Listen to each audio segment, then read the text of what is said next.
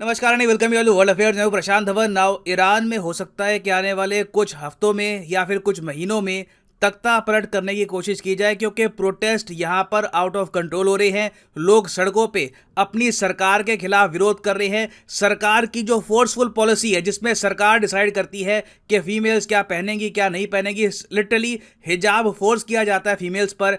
इसके against protest इस हद तक बढ़ गए ईरान में कि 1500 लोग जेल जा चुके हैं, 31 लोगों की मौत हो गई है। और 31 लोगों की मौत कैसे हुई है? जो ईरान में पुलिस और पैरामिलिट्री फोर्सेस हैं, ये गोलियां चला रहे हैं अपने लोगों पर। प्रोटेस्टर्स को सड़कों पे मारा जा रहा है और ये सीन्स दुनिया तक ना पहुंचे, इसके लिए ईरान ने पूरे देश में इंटरनेट भी अब कट करना स्टार्ट कर दिया है। नहीं तो लगातार हम देख रहे थे कि ईरान से इस टाइप की जो वीडियोज है सामने आ रही थी, जहां पर लोग तंग आकर पुलिस पे अटैक कर रहे हैं, सिक्योरिटी फोर्सेस पे अटैक कर रहे हैं। एक वीडियो ये भी सामने आई जहां पर एक आदमी खुद ही मॉरल पुलिसिंग कर रहा था। उसने देखा कि एक फीमेल थी, उसने प्रॉपर तरीके से हिजाब नहीं पहना, वो खुद अपनी बाइक से उतरा, उस फीमेल को थप्पड़ मार दिया। उसके रिस्पांस में आसपास के लोगों ने उसको पीटना स्टार्ट कर दिया कि तुम कौन हो मॉरल पुलिसिंग करने वाले, उस फीमेल को बताने वाले कि वो क्या पहनेगी क्या नहीं पहनेगी पब्लिक स्पेस में। तो इसलिए कहा जा रहा है कि ईरान की सरकार जिस ब्रूटैलिटी से अपने ही नागरिकों पर आज के समय अत्याचार कर रही है, तो इससे पॉसिबिलिटी है कि एक बार को फिर से ईरान में रेवोल्यूशन हो जाए। और ये revolution geopolitically Israel, India, US, even Saudi Arabia सबको इंपैक्ट करेगा। अब यहाँ पे आपका एक बहुत ही बेसिक क्वेश्चन आएगा कि ठीक है, ईरान में प्रोटेस्ट हो रहे हैं, समझ में आ गया, मगर इसका रूट कॉज क्या है? ये सब ट्रिगर कैसे हुआ? देखिए, वैसे तो इसका रूट कॉज काफी डीप है, मगर जो रीसेंट प्रोटेस्ट हुए हैं ये शुरू हुए थे मासा अमीनी की मृत्यु के बाद। मासा अमीनी ईरान की सिटीजन थी। ये अपने शहर से ईरान की कैपिटल तेहरान में ट्रैवल कर रही थी, और जब ये रास्ते में थी, ट्रैवल कर रही थी, उस वक्त इनका जो हिजाब था ना, ये इनके सर को पूरी तरीके से कवर नहीं कर रहा था। ये देख लिया ईरान की मॉरल रिलीजियस पुलिस ने। जी हाँ, ईरान में एक प्रॉपर मॉरल रिलीजियस पुलिस है जिसका काम यही है ध्यान रखना कि औरतें क्या अपना जो सर है प्रॉपरली कवर कर रही हैं, एटलीस्ट हिजाब तो पहन रही है। ये ऑफ कोर्स चाहेंगे कि पूरा बुर्का पहने, मगर एटलीस्ट ये लोग चाहते हैं कि हिजाब तो पहने ही। और अगर कोई औरत हिजाब नहीं पहनती तो ये लोग सीधा ऑन द स्पॉट उस औरत को अरेस्ट भी कर सकते हैं। और इस टाइप की मॉरल पुलिसिंग ईरान में चल रही है 1980 से। तो मासा अमीनी को ईरान की रिलीजियस पुलिस ने डिटेन कर लिया क्वेश्चन करने के लिए कि आपका हिजाब प्रॉपर क्यों नहीं है। देखिए, ये थोड़े खुले विचार वाले होंगी, ये चाहती होंगी कि मुझे इतनी फ्रीडम होनी चाहिए कि कोई मुझे बोले ना कि मैं ओपनली पब्लिक स्पेस में क्या पहनूं क्या ना पहनूं। नहीं तो वैसे देखिए, ईरान में यूनिवर्सिटीज़ हैं, गवर्नमेंट ऑफिसेज हैं, वहाँ पे ड्रेस कोड होता है। वो जो ड्रेस कोड है वो लोग प्रॉपरली फॉलो करते हैं। उधर ईरान की सरकार जो भी कहती है कि जी आपको बुर्का पहनना है, पूरी बॉडी को कवर करना है, वो काफ़ी बार प्रॉपरली ये लोग फॉलो करते हैं।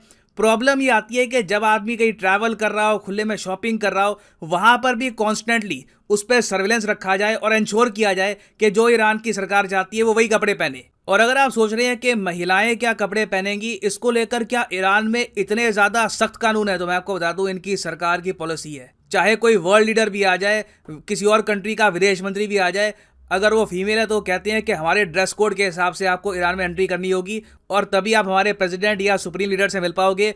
भारत की पूर्व विदेश मंत्री सुषमा स्वराज जी जब ईरान गई थी तो इस तरीके से इनको मिलना पड़ा ईरान के उस वक्त के प्रेसिडेंट से।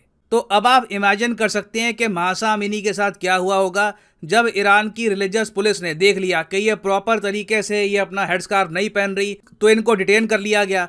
इनकी फैमिली को बोला कि पूछताछ चल रही है, इनसे पूछा जा रहा है कि आपके विचार क्या है, क्या आप सरकार के खिलाफ हैं। और फिर अचानक से पुलिस इनकी फैमिली को बताती है कि देखिए, इनकी जब हम एजुकेशन कर रहे थे, मासा अमीनी की जब हम एजुकेशन कर रहे थे, तब इनको हार्ट अटैक आ गया और उसके बाद ये मर गई। जबकि रियलिटी ये है कि जब इनका पोस्टमार्टम हुआ उसमें पता लगा कि इनको हेड इंजरीज हुई थी, बुरी तरीके से इनको पीट पीट के मारा गया।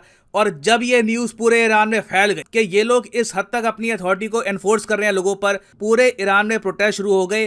कई फीमेल्स ने सरकार के अगेंस्ट ये कहा कि हम हिजाब नहीं पहनेंगे, हमें जो पहनना होगा हम वो पहनेंगे। कई फीमेल्स ने अपने बाल तक काट दिए सोशल मीडिया पर।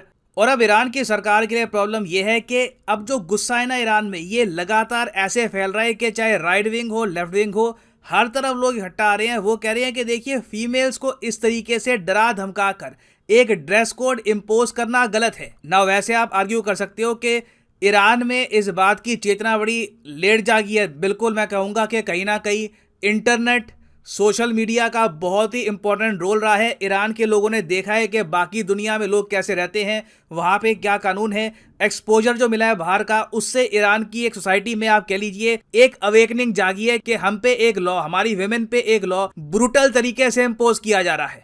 और ये सब एक्चुअली शुरू हुआ था इस्लाम में एक रेवोल्यूशन ऑफ ईरान से, जो हुआ था 1978 में। उससे पहले आप देखोगे तो ईरान बहुत डिफरेंट था।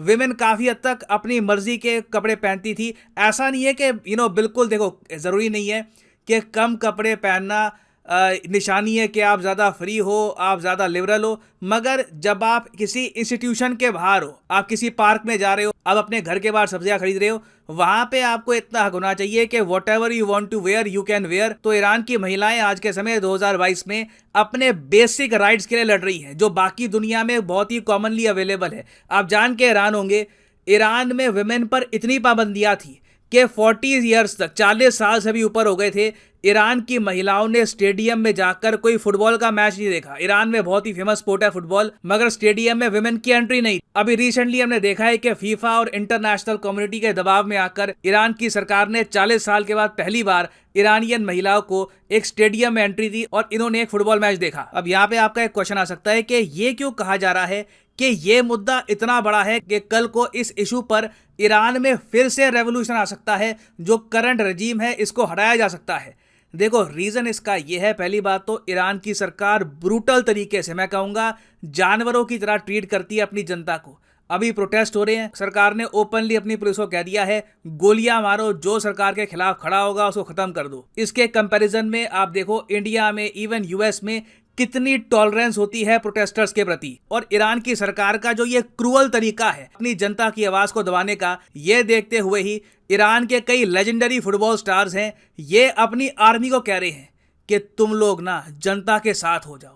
जनता इस वक्त एक हो चुकी है, सरकार के खिलाफ विरोध किया जा रहा है, तुम लोग भी जनता के साथ मिलकर ये जो करंट रिजीम है इसको तोड़ दो। हर तरफ ईरान में जो भी प्रोमिनेंट वॉइस है ये यही बात कर रहे हैं कि एक बार को ईरान में फिर से रेवोल्यूशन हो जाए, जो करंट रिजीम है इसको हटा दिया जाए। और हाँ, यहाँ पर मुझको ये भी ऐड करना पड़ेगा कि ऐसा नहीं है कि सारा जो गुस्सा है ये हिजाब की वजह से हो रहा है। ईरान की मेन प्रॉब्लम ये है कि ओवर द ईयर सैंक्शंस की वजह से, जो ईरान की सरकार की जिद है कि ये लोग न्यूक्लियर बम बनाएंगे, उसकी वजह से जो इन पर सैंक्शन लगे हैं, FATF की ब्लैक लिस्ट में है ईरान, उसकी वजह से इनकी बहुत बड़ी आबादी, 60% आबादी बताया जाता है, बहुत ज़्यादा पुअर हो चुकी है। पावर्टी रेट ईरान में आपको 60% मिलेगा, इन्फ्लेशन रेट 50% के ऊपर है।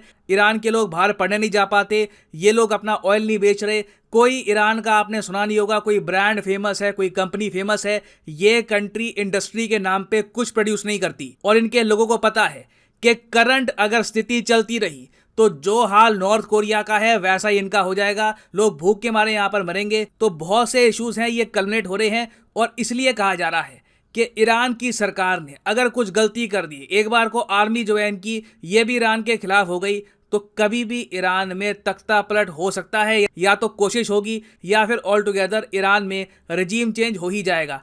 अब कई जियोपॉलिटिकल एनालिस्ट जो प्रो ईरान है, जो ईरान के समर्थन में बात करते हैं, ये लोग प्राइमरली आपको मिलेंगे रशिया में, पाकिस्तान में। ये कह रहे हैं कि सारे प्रोटेस्ट जो ऑर्गेनाइज किए जा रहे हैं ना, ये ऑर्गेनाइज करवा रहा है इजराइल। इजराइल चाहता है कि ईरान की करंट गवर्नमेंट बिल्कुल हट जाए, नई सरकार ये यहाँ पर प्लेस कर दे। जैसे एक टाइम पर शाह ऑफ ईरान राज करते थे ईरान में, वो काफ़ी प्रो इजराइल, प्रो USA थे, और ईरान अपने न्यूक्लियर वेपन्स प्रोग्राम को भी छोड़ दे, ये प्लानिंग चल रही है। नाउ ऑफ कोर्स मैं यहाँ पर कुछ नहीं कहूँगा कि कौन सही है कौन गलत है, मैंने दोनों के पॉइंट ऑफ व्यू आपके सामने रख दिए हैं। It is up to you to decide कि आप किसकी बात का यकीन करोगे। मगर हाँ, ये बात बिल्कुल है कि ईरान में अगर तख्ता पलट हो जाता है तो ये रीजन में बहुत ही बड़ा इम्पैक्ट डालेगा। इंडिया के लिए बहुत अच्छी न्यूज़ होगी। एक ऐसा ईरान जो इजराइल और USA के अगेंस्ट नहीं है, हमारा बहुत अच्छा मित्र मुल्क बन सकता है। हम उनसे ऑयल परचेज कर सकते हैं, वहाँ पे इन्वेस्टमेंट कर सकते हैं। चाइना के लिए ये बहुत ज़रा ख़राब न्यूज़ होगी, क्योंकि जो करंट रिजीम है ये काफ़ी प्रो चाइना है। तो ईरान के जो प्रोटेस्ट हैं, यहाँ पर बहुत सारे जियोपॉलिटिकल एंगल हैं, और अब देखना होगा कि आने वाले कुछ महीनों में या फिर परहैप्स इवन अगले साल ईरान में क्या होता है। नाउ फाइनली यहाँ पे मैं आपसे एक क्वेश्चन पूछूंगा। क्वेश्चन यहाँ पर यह है कि ईरान बहुत ही जल्द इनमें से किस संगठन का फुल मेंबर बनने वाला है। तो सही उत्तर यहाँ पे है option A ASEAN, option B SCO, option C BRICS, option D SAARC. बहुत सी वीडियोस में अच्छे से इसका आंसर आपको दे चुका हूं। You should be able to answer this question. तो मैं चाहता हूं सब लोग कमेंट सेक्शन में इसका आंसर करें। मैं देखना चाहता हूं कि कितने लोग समझते हैं कि क्या डेवलपमेंट्स हो रही हैं। तो कमेंट सेक्शन में इस क्वेश्चन का आंसर करिए। जो लोग सही आंसर करेंगे उनकी कमेंट को मैं हार्ट देने की कोशिश करूंगा, ताकि बाकी लोग भी समझ पाए कि सही आंसर क्या है। और फाइनली यहाँ पर मैं ये भी ऐड कर दूं कि आप किसी भी एग्जाम की तैयारी कर रहे हैं, चाहे UPSC, SSC bank, NEET, IIT, JEE, comment section में जाओ इस वीडियो की, और यहाँ पे पिन कमेंट में आपको मिलेगा ये लिंक, और यहाँ पे आप परचेज कर सकते हैं the course of your choice. For example let's say आपको परचेज करना है आईआईटी एग्जाम का कोर्स, तो सिंपली यहाँ पर क्लिक करिए आईआईटी पर, और यहाँ पे आप परचेज कर पाएंगे कोर्स ऑफ योर चॉइस। और जो प्राइसेस यहाँ पर लिखी है ना, फॉर एग्जाम्पल यहाँ पे आप देख पाओगे लिखा है कि आप 42 मंथ का जो कोर्स है ये आप परचेज कर सकते हैं सिर्फ 1900 रुपये पर मंथ देकर। ये प्राइस पे करने की आवश्यकता बिल्कुल नहीं है। सिंपली यहाँ पर कोड यूज़ करिए PD10 और प्राइसेस गिरना स्टार्ट हो जाएंगे।